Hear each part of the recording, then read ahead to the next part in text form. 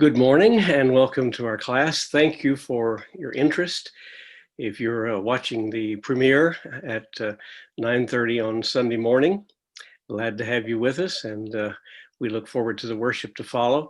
And if you're watching it later, wherever you're watching it, just delighted that you have joined us. We are continuing our study of the book of Acts. We're using the title, The Ministry of the Spirit. We are following Paul, the Apostle Paul. He is at this point not free and yet free, a strange situation. He is having to defend himself in a variety of venues from what? Not any real charge. It's an interesting situation, an unprecedented situation. But of course, it is fueled by the hatred of the Jews. And today we're going to look at a narrative that Luke places between two of these defenses. It is an incredible situation. It is a plot to murder Paul. So let's begin our study. The oath to murder Paul. And this is Acts 23, verses 12 to 35. That is the end of the chapter. So let's look first at the narrative, then we'll go back and analyze it in some detail. Beginning at verse 12, when it was day, the Jews made a plot and bound themselves by an oath neither to eat nor drink till they had killed Paul. There were more than 40 who made this conspiracy. They went to the chief priests and elders and said, "We have strictly bound ourselves by an oath to taste no food till we have killed Paul. Now therefore, you, along with the council, give notice to the tribune to bring him down to you as though you were going to determine his case more exactly. And we are ready to kill him before he comes near." Now the son of Paul's sister heard of their ambush, so he went and entered the barracks and told Paul. Paul called one of the centurions and said, "Take this young man to the tribune, for he has something to tell him." So he took him and brought him to the tribune and said, "Paul the prisoner called me and asked me to bring this young man to you as he has something to say to you." The tribune took him by the hand and going aside asked him privately, "What is it that you have to tell me?" And he said, "The Jews have agreed to ask you to bring Paul down to the council tomorrow, as though they were going to inquire something more closely about him. But do not be persuaded by them, for more than 40 of their men are lying in ambush for him, who have bound themselves by an oath neither to eat nor drink till they have killed him. And now they're ready, waiting for your consent." So the tribune dismissed the young man, charging him, "Tell no one that you have informed me of these things."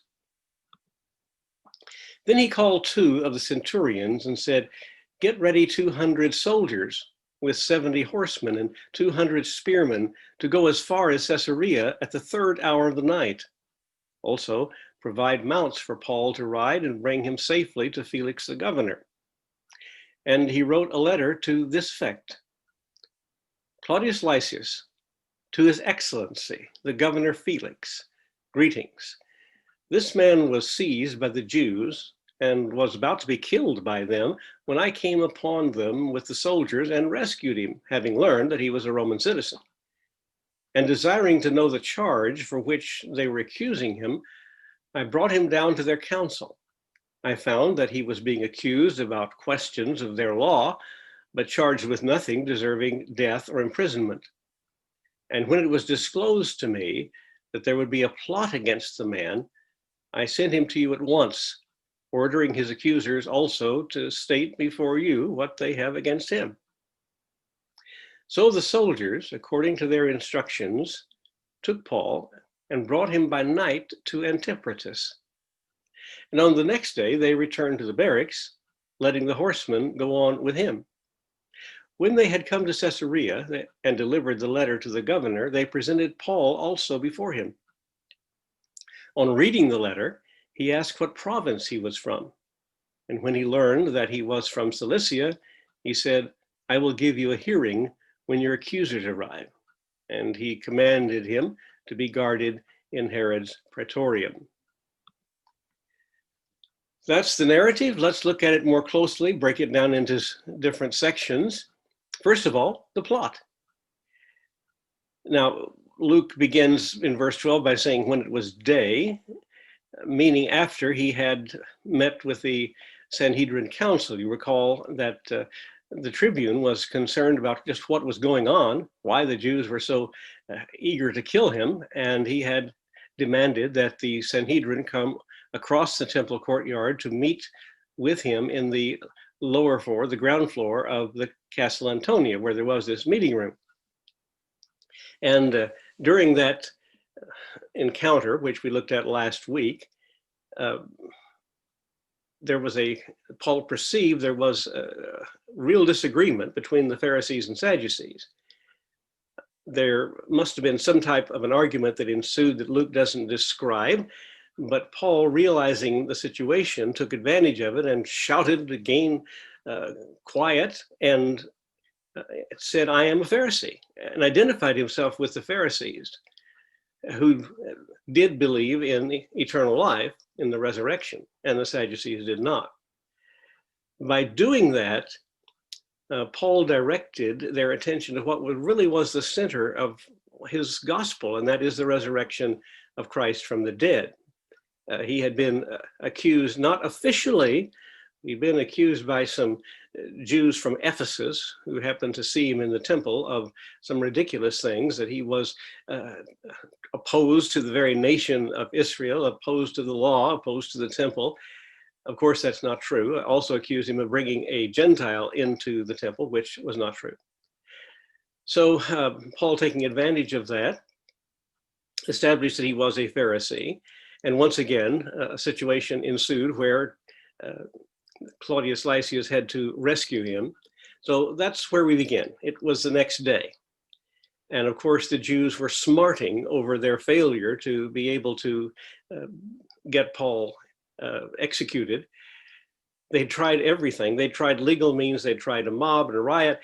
And now we have an incredible thing. They actually plotted to assassinate him.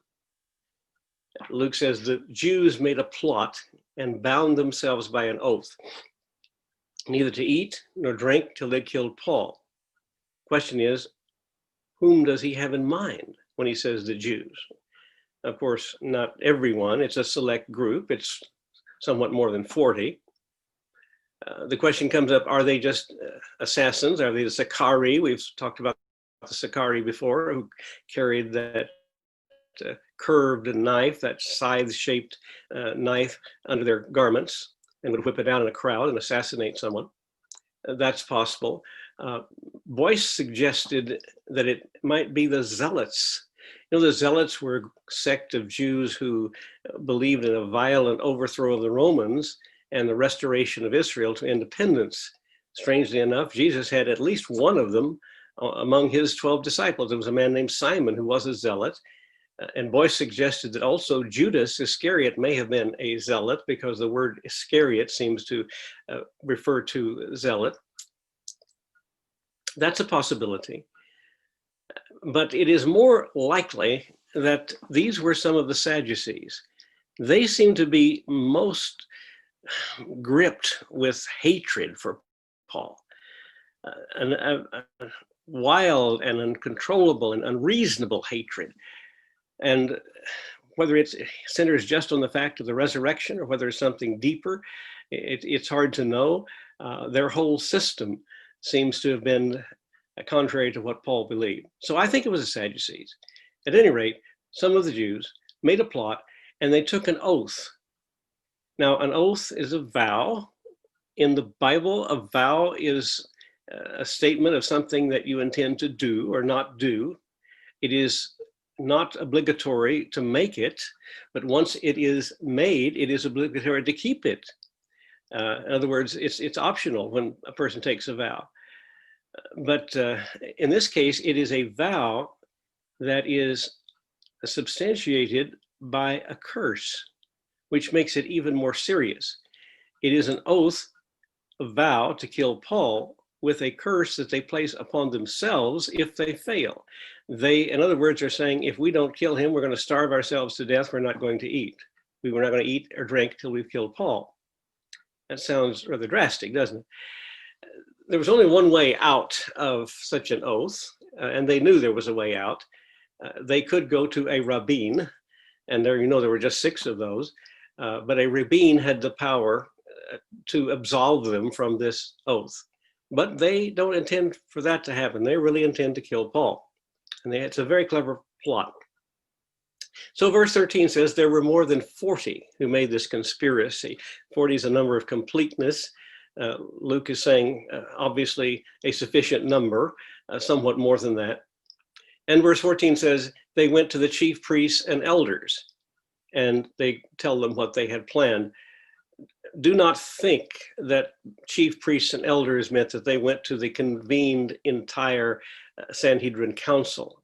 That would not work, because already the Pharisees have indicated they find absolutely nothing wrong with Paul, because they happen to agree with him that there is a resurrection from the dead. So I suggest that this is some people from the Sanhedrin who are Sadducees. Chief priests normally were Sadducees, and many of the elders were Sadducees. So knowing that these were people who were opposed to Paul, who wanted to see him dead, they go to them and make this conspiracy. And they said, we have strictly bound ourselves by an oath to taste no food till we have killed Paul. Now, therefore, you, along with the council, give notice to the tribune to bring him down to you. Now, what they're telling these people, these chief priests and elders, is that they are to convene the entire council. But they are not to tell the council about this plot, because, of course, the Pharisees would stop it. They would not go along with it. But what they're to tell the council is that we're going to ask Claudius Lysias to bring Paul down to us, as though we're going to determine his case more exactly. Of course, there was no legitimate case anyway, but they knew that Claudius Lysias was trying to find out why there was this degree of hatred against Paul. So bring him down, and we will just look into this matter further, determine more exactly. Interesting, I put the Greek word there, diagnosko. Gnosko means to know, dia means thoroughly. And so what they're saying is we want to know more thoroughly. The ESV translates it very well, correctly, to determine his case more exactly. Now, of course, they weren't telling the entire council what their plan was. But now these 40 are still speaking to the chief priests and elders. Go ahead and tell them what the plan is, and we are ready to kill him before he comes near. We're going to ambush him, and we're going to assassinate him. So let's look again at the diagram of the temple. If you will notice in the top of the diagram, on the north side, you see the north gates of the inner courts. Now, just beside that, just further north, adjoining actually the temple, was the Castle Antonia. We'll look at a picture of that again in a moment. But now realize this is where Paul was, in that area, just north of the temple. And then if you look down to the bottom of the diagram in the middle, you will see the hewn stone room. And below that, the arrow says the Sanhedrin meetings. This room of hewn stone was the official meeting place of the Sanhedrin. And that obviously is where they would be convened. So the plan is that Claudius Lysias would bring Paul from the upper story of the Castle Antonia, where he was living, downstairs and into the temple, because you can go directly into the temple, and then walk across the courtyard to the hewn stone room. Now, before he gets there, at some point, they are lying in wait for him. My thought is that they probably planned that he would walk If you see where the court of the Israelites is, he would walk along that area, not in the court of the priests, but rather the court of the Israelites.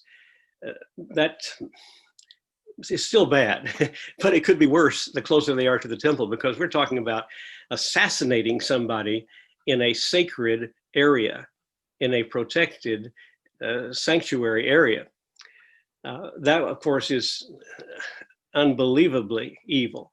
It is sacrilege. You remember some time ago when we were talking about the original plans, I compared their hatred for Paul and their plans to get rid of him to T.S. Eliot's play Murder in the Cathedral, which he tells the story of the murder of Thomas Becket, Archbishop of Canterbury, while he was praying in the altar in Canterbury Cathedral by 4 of the knights of King Henry II of England. Well, this would be murder in the temple, a terrible sacrilege. But they don't care.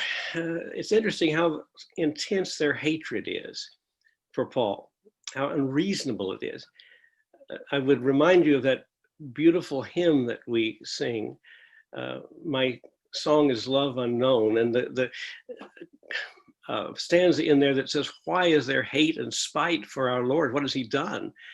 And then that points us back to John 15, where Jesus said, if they hate me, they will hate you. Pastor Jim has pointed out this hatred for God this among unregenerate people. And so it carries over to the followers of Christ. There's no reason to it, really. So there's the plan. And here is the diagram again.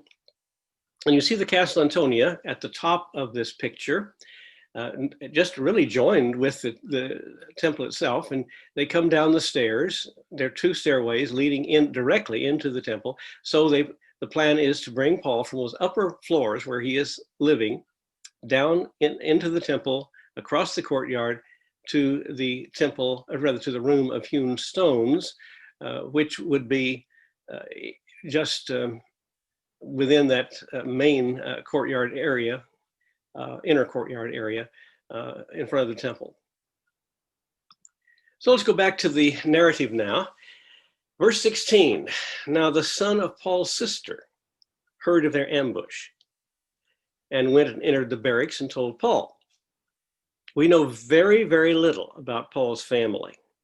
We know about our Lord and the fact that he had brothers and sisters, and we know about his mother, and we know about Joseph. We know about James and John, sons of Zebedee, brothers.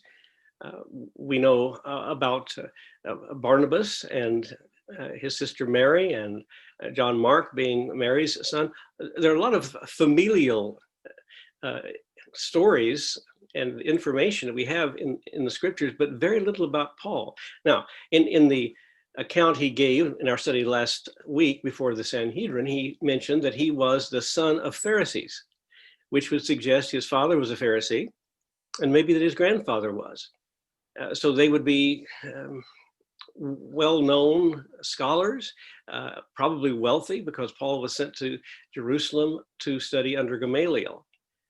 This is another bit of information that we get. We don't know the name of the sister, and we don't know the name of the nephew. But we know that he is in Jerusalem. Perhaps he is there also to study. And he heard of their ambush, which raises the question, how did he hear of the ambush? Maybe he knew some of the conspirators and was just keeping quiet, and maybe even pretending to be interested in their plot. Maybe the news came from somebody else who knew. We don't know how he knew, but it does suggest this. It does suggest that the nephew had connections in high places. And so he was, of course, appalled by this plot. He was very upset. And he went and entered the barracks and told Paul. It might seem surprising. How did he gain access to that well-guarded castle? And I think the answer to that is that the guards would have recognized and believed that indeed this man was this young man was Paul's nephew. And the fact is, Paul is not under arrest. He is being detained there really for his own safety. So it's easy for him to see Paul. There's no one stopping him. And so he goes to his uncle and he tells him about the plot. Verse 17 said, Paul called one of the centurions and said, take this young man to the tribune, for he has something to tell him. And the centurion did as Paul directed him. Verse 18, he took him and brought him to the tribune, Claudius Lysias. And he told him, Paul the prisoner called me and asked me to bring this young man to you, as he has something to say to you. Now, immediately he got the attention of the tribune, Claudius Lysias. He, of course, is very, very interested in finding out why the Jews have this desire to kill Paul, or to execute him, or find fault with him.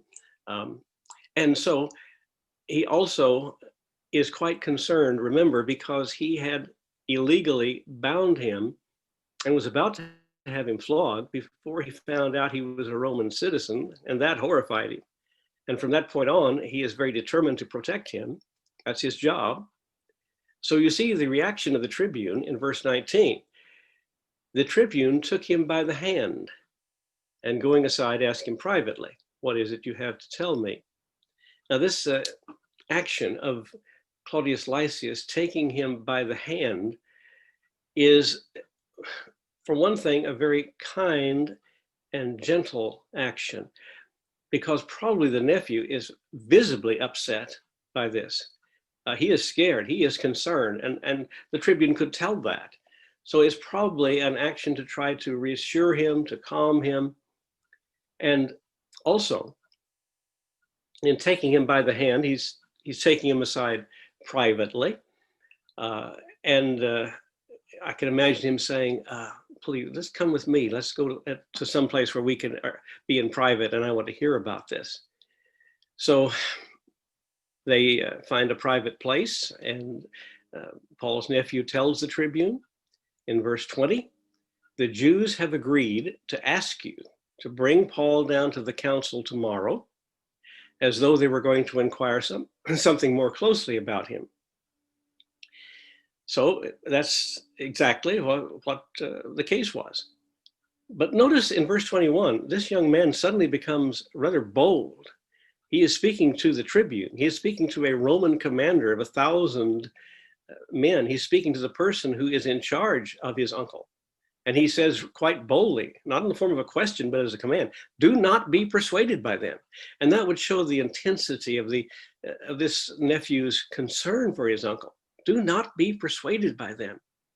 For more than 40 of their men are lying in ambush for him, who have bound themselves by an oath, neither to eat nor drink till they have killed him. And now they're ready, waiting for your consent. They're just waiting. All they're waiting for is just for you to do what they've asked you to do and bring my uncle down. And it's not, from the tribune's point of view, of course, it's not an unusual thing. So the tribune dismissed the young man, charging him, tell no one that you've informed me of these things. Of course, if the nephew were to tell people about it, that would put his life in danger. It would also cast a reflection upon Claudius Lysias. This whole thing is quite unseemly. So keep it secret. Don't tell anybody about it. Now, what is Claudius Lysias going to do? Well, he cannot let Paul stay in the castle. If he doesn't take Paul down to the Sanhedrin meeting place, then of course the conspirators know that he's found out, because otherwise he would do it, because they know that Claudius Lysias wants to find out what's going on. So he can't do that, and certainly he can't take him down to the Sanhedrin, because he's going to be killed. The ambush is there. The only alternative for Claudius Lysias is to get Paul out of town in a hurry under cover of darkness. So he called 2 of the centurions and said, get ready 200 soldiers with 70 horsemen and 200 spearmen. And that would be about 470 people. That's quite a large group of soldiers to protect this man. The centurions, remember, command 100 soldiers, so 2 centurions would command 200 soldiers. But he's adding to that some cavalry, 70 horsemen, 200 spearmen. Their job there is to throw a javelin, to throw a spear. They are light armed as opposed to the regular armed, heavily armed soldiers that would be among the 200. But this huge group of soldiers are going to go as far as Caesarea at 9 o'clock at night.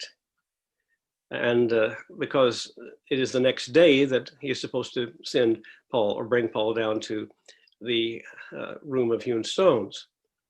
And he also says, provide mounts for Paul to ride and bring him safely to Felix the governor. He's not planning for Paul to have to walk that distance. It's 70 miles. And so mounts are going to be provided. Interesting, the word in Greek is katene. It's a plural for knenos. It's usually in the plural, mounts. Some of the translations read it beasts. It means animals. It's not specific as to what kind of animal. Could be a horse, could be camels, could be asses.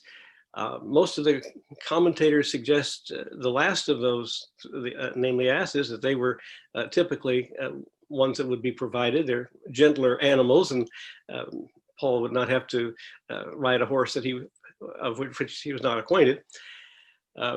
Anyway, it's not specified, but he's going to have an animal to ride on and bring him safely to Felix the governor. That is the governor of Judea. He is actually in charge of Syria as well. So it's a wide area that he's now controlling. And he wrote a letter to this effect. Now, the letter is what's called Enlogium. It is typical for a person in government to write to his superior this way. When you are addressing a superior and you have a request to make that superior, you write a letter in this form, the Enlogium. And of course, in the ancient world, the form of a letter is for the author to begin, and then the person to whom he is speaking. So Claudius Lysias, author, to His Excellency, the Governor Felix, greetings. This man was seized by the Jews and was about to be killed by them when I came upon them with the soldiers and rescued him, having learned that he was a Roman citizen. Now, you might notice something missing there. He doesn't give Felix the whole story, because it was not until after he had bound him and now was about to flog him that Paul said he was a Roman citizen, and he found that out. He conveniently leaves that out. I don't know that I blame him, because it wasn't entirely necessary that he tell that. And if he did, of course, he'd be in serious trouble.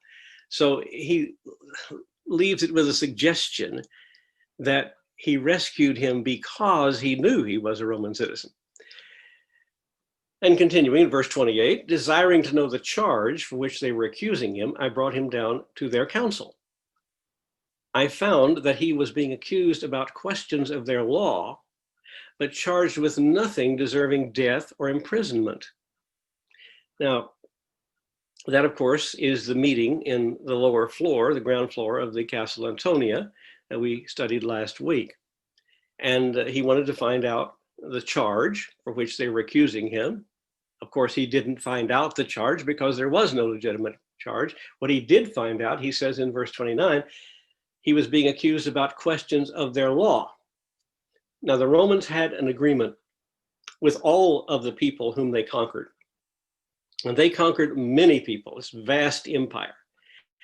And in order to govern it in such a way that they would not have insurrections and they would not have uprisings, they allowed people in all of these areas to keep their own religion, their own particular gods, their own worship and customs. They did not interfere with them. They did not demand that they accept the Roman religion. That was a wise idea. And you just think of all the different religions that are covered by people living in the Roman Empire. In this case, the Jews. So the Jews could practice their law and the Romans would not interfere with it. So when he found out that it was about questions of their law, he's thinking, this is not under my jurisdiction. It's not within the purview of Roman law for me to be concerned about it. And so he says, but charged with nothing deserving death or imprisonment. In order to be charged with something deserving death or imprisonment, he'd have to be charged with violating some Roman law. That was the contrivance of Pilate, or the Jews rather, before Pilate, in accusing Jesus of claiming to be king. That would be a violation of Roman law. So verse 30, when it was disclosed to me that there would be a plot against this man, I sent him to you at once. Of course, because he had to. That would, as we've seen, that would be a dangerous thing even to leave him there. Ordering his accusers also to state before you what they have against him. Now, of course, if he's going to send him to Felix, there has to be a reason for it. There is no reason for it at this point. So Claudius Lysias says, I have ordered his accusers to come and make their accusations before you. Maybe you can find out what's going on. Now, this is centering around Felix. We're going to talk about Felix next week as we look at Paul's defense before the Roman governor. But Felix is an interesting fellow. He is the brother of a man named Paulus, P-A-L-L-A-S. Paulus and Felix were both slaves. Probably Claudius Lysias, we've talked about him last week, was also a slave. And these are people who were made free, and they're called thus freedmen. Paulus and Felix were freed by Antonia, who was the mother of the Emperor Claudius. Antonia, in turn, was the daughter of Mark Antony. And Antonia and Claudius, her son, did free a number of people and use them in government. Of course, they were grateful for being freed and they served faithfully. And Claudius had a very efficient and loyal administration from these freedmen. It was an unusual practice to have ex-slaves in high administrative offices, but for Claudius it worked well, and Claudius is considered one of the best of the Roman emperors. So Paulus, who was the main assistant to the emperor, secured for his brother Felix the position of procurator of Judea. He actually started by being the procurator of the north part of Judea, and a man named Cumanus in the south part of Judea. The Romans continually were shifting the jurisdictions around, all of it supposedly under the propraetor in Syria, but the propraetor usually turned it over to the procurators who were down the line as far as authority was concerned. And Cumanus and Felix got into an argument, and and Cumanus was ordered to appear before Claudius, and eventually he was removed from his position, and Felix got all of Judea. That was at the time that Ananias, the high priest, was brought in chains. We talked about that earlier. Now, Felix, according to Tacitus, the Roman historian, he wielded the power of a king with all the instincts of a slave. In other words, he was dishonest, disreputable, and downright mean. He had that reputation. You really can't expect too much justice out of Felix.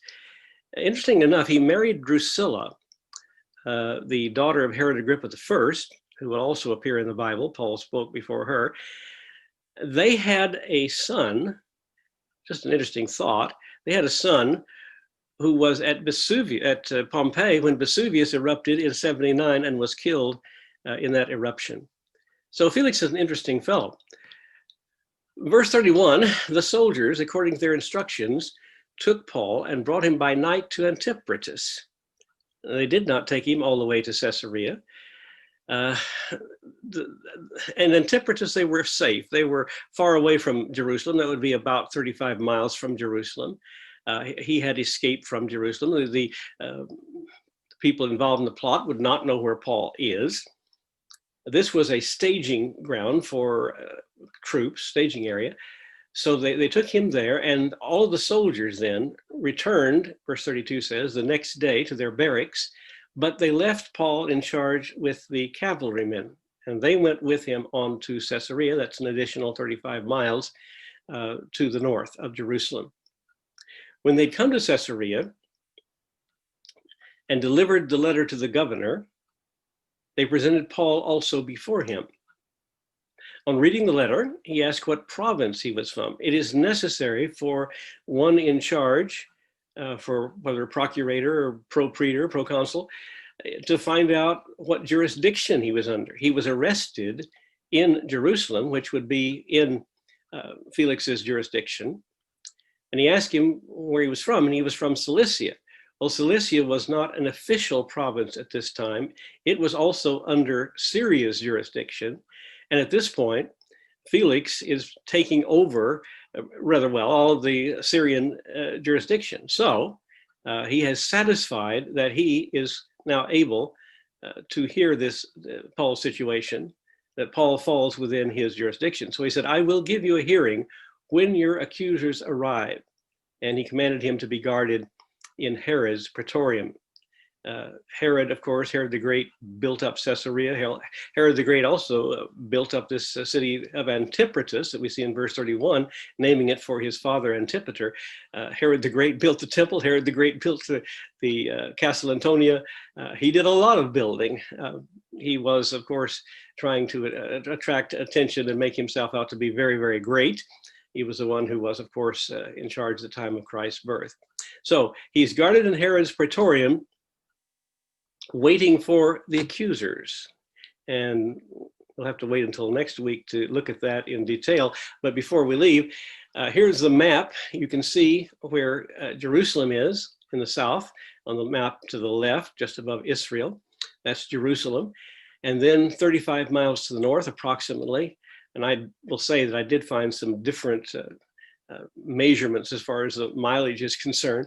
But most of them say Antipater was halfway to Caesarea. So you see Antipater, and then the map on the right, you will see Caesarea. And so we will stop there. I know we're right in the middle of things, but we're going to look next week, Lord willing, at the defense that Paul makes before Felix.